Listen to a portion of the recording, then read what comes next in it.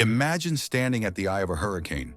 Chaos whirls around you, yet you remain perfectly still. Insults fly, plans crumble, setbacks strike like lightning, but you stand unshaken, untouched, unmoved. What's their secret? What do these unbreakable people know that you don't?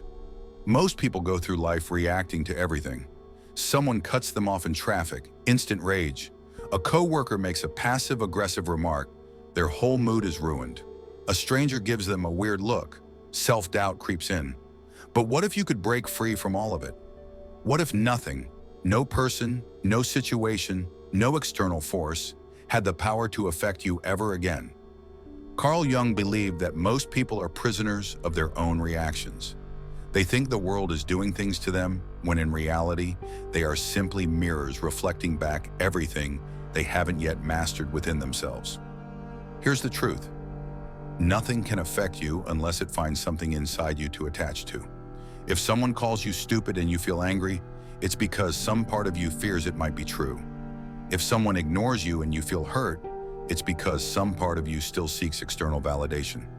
This is why two people can face the exact same situation and react completely differently. It's never about what happens. It's about what's happening inside you.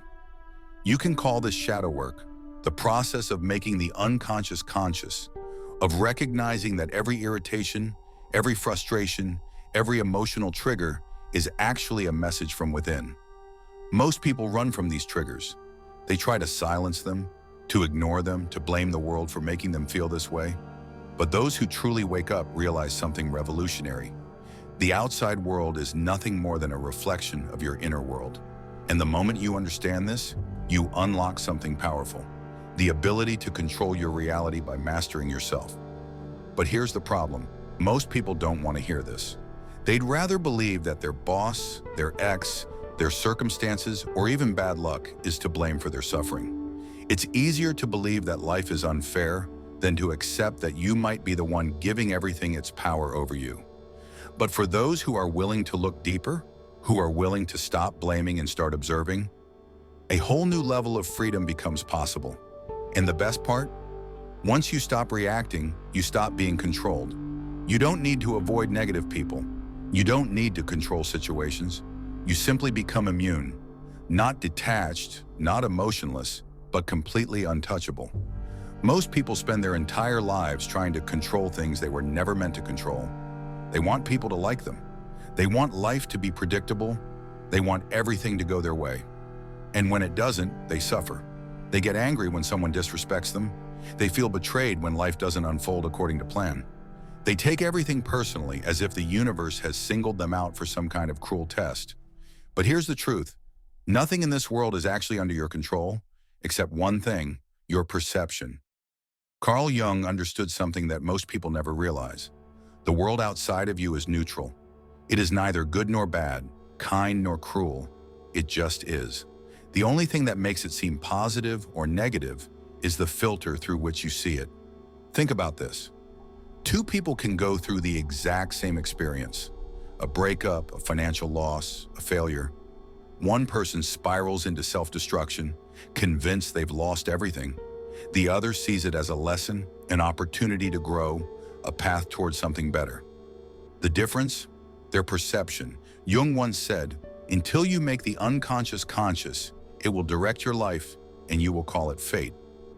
This means that as long as you are unaware of the stories you're telling yourself about people, about success, about your own worth, you will continue to react blindly, thinking life is happening to you rather than realizing it's all happening because of you.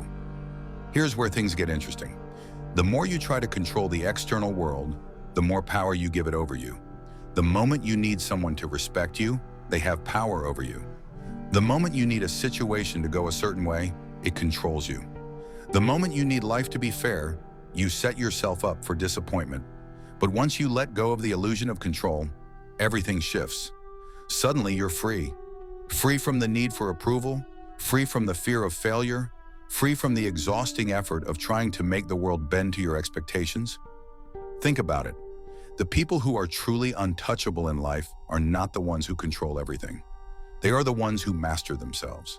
They are the ones who remain calm in the storm, unshaken by chaos, indifferent to insults, fearless in the face of uncertainty. They know something most people don't. Control is an illusion, and the moment you stop chasing it, you become truly powerful. And here's the paradox. When you stop needing things to go your way, they often do. When you stop fearing what people think, you naturally become more confident. When you stop chasing success out of desperation, opportunities start appearing effortlessly. When you stop resisting life and start flowing with it, everything seems to fall into place. This isn't just philosophy, it's neuroscience. Studies in cognitive psychology show that the more we obsess over controlling something, whether it's a person, an outcome, or even our own thoughts, the more we create resistance. This is why people who are desperate for love repel it, why people who are terrified of failure sabotage themselves, why those who cling to control end up feeling the most powerless. So the question is, are you living in reaction, or are you in control of your perception? Because once you realize that nothing outside of you has power over you, life starts to feel like a completely different game. Imagine a scenario. You're walking down the street, minding your own business, when suddenly someone shouts an insult at you. Maybe they call you foolish, weak, or tell you that you'll never amount to anything. Now pause for a second. What happens inside you at that moment? Most people would either get defensive or feel hurt. Their emotions hijack them before they even have time to think. Their heart rate spikes, anger kicks in, or they replay the insult over and over in their mind, feeding their frustration. But now imagine a different response. Absolutely nothing. No reaction, no emotional spike, just a calm realization. This has nothing to do with me. This is what the Stoics, Zen masters, and even Carl Jung understood deeply. Nothing outside of you has the power to disturb you unless you give it permission. But let's go deeper. Why do most people get affected? Because they're identified with a false self, a fragile mental construct built on opinions, validation, and attachment to outcomes. This is why they react so strongly when challenged. It's not just an insult, it's a threat to their identity. Jung spoke of the shadow self, the hidden part of our psyche that holds all the fears, insecurities, and unresolved wounds we refuse to face. When someone triggers an emotional reaction in us, they're not creating pain. They're revealing pain that was already there. Think about it. If you were truly at peace with yourself, someone's insult would mean nothing. It would be like yelling at a mountain. It simply echoes back without response. So the real question is, why are you reacting? If someone calls you a failure, does it hit a nerve because deep down you fear it might be true? If someone disrespects you, does it enrage you because you crave recognition? If things don't go your way, do you spiral because you're attached to a specific outcome? The problem isn't the world. The problem is the way you see yourself. The real power isn't in silencing the world, avoiding criticism, or eliminating problems. It's in developing an unshakable mind, a mind that doesn't need external validation, a mind that doesn't crumble when faced with obstacles, a mind that understands that all control begins and ends with perception. This isn't just philosophy, it's psychological conditioning. Studies show that emotional reactivity is a habit the brain develops. Neural pathways reinforce reactions, meaning the more you let the outside world control your emotions, the more automatic it becomes. But here's the good news. You can rewire this. Neuroscientists have found that through mindfulness, cognitive reframing, and exposure to discomfort, you can literally train your brain to be less reactive over time. Insults stop triggering you. Failures don't define you. Uncertainty no longer scares you. At that point, you become untouchable. Not because the world has changed, but because you have. There's something strange about human nature.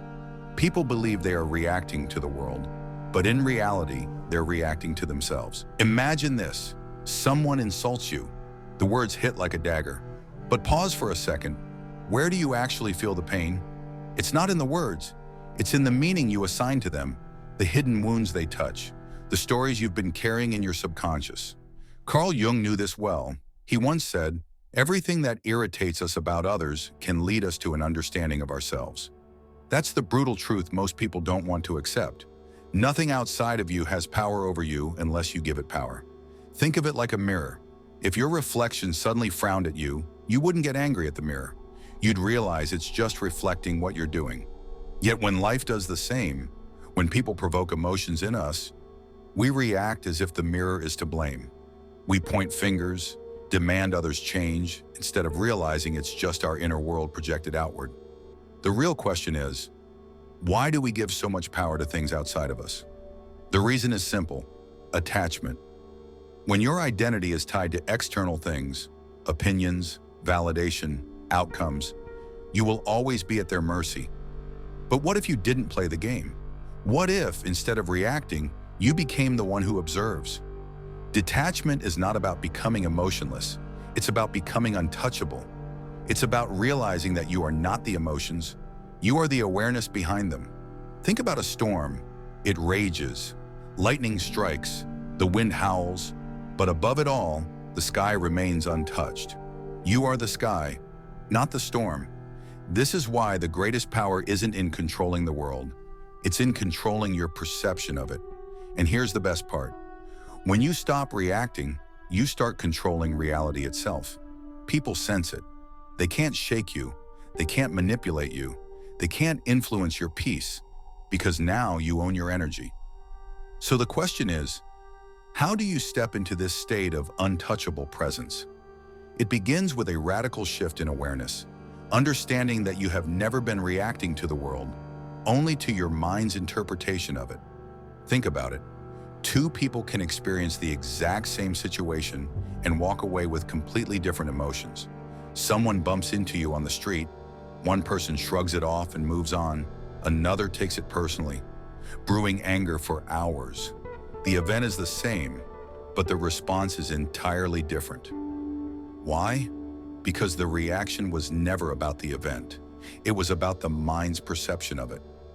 Carl Jung often spoke about the shadow self, the unconscious parts of our psyche that we suppress, the wounds we hide, the emotions we reject. And yet, these are the very things that control us. Why do certain words trigger us?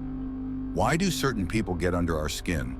Because they're pressing on parts of us we haven't fully faced.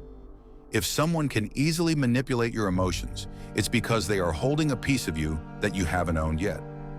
The trick to becoming unshakable is not to suppress emotions. It's to fully acknowledge them and take away their power. Instead of fighting your triggers, study them. Instead of blaming people for provoking emotions, ask, what part of me is being exposed here? Imagine a chessboard. Most people go through life playing as the pieces, reacting to every move, getting caught up in the game. But true mastery is in becoming the player, the one who sees the full board. Better yet, become the person watching the game from above, seeing all the moves before they happen. That's what emotional detachment truly is. Not numbness, but mastery. You're not ignoring emotions. You're understanding them so deeply that they no longer control you. You become an observer instead of a prisoner of your reactions. And here's the wild part. Once you stop reacting, the world starts responding to you instead. People sense your energy shift. You no longer chase validation, so people seek it from you. You no longer react to negativity, so it loses its grip on you. You stop being a puppet of the world and start being the one pulling the strings. In every moment, you have two choices. One is react mindlessly. Two, observe consciously. The next time someone tries to provoke you, catch yourself in that split second before reacting. Feel the trigger rise, but instead of acting on it, just watch. Like a scientist observing an experiment, detached, curious. That's the moment of power. But how do you sharpen this skill until it becomes second nature? That's what we'll dive into next. The moment you stop letting the world pull your strings, you take back control. Master your reactions, and you master your reality. If this resonated with you, drop a comment below. What was your biggest takeaway? And if you're ready to keep expanding your mind, hit that like button and subscribe so you don't miss what's coming next. See you in the next one.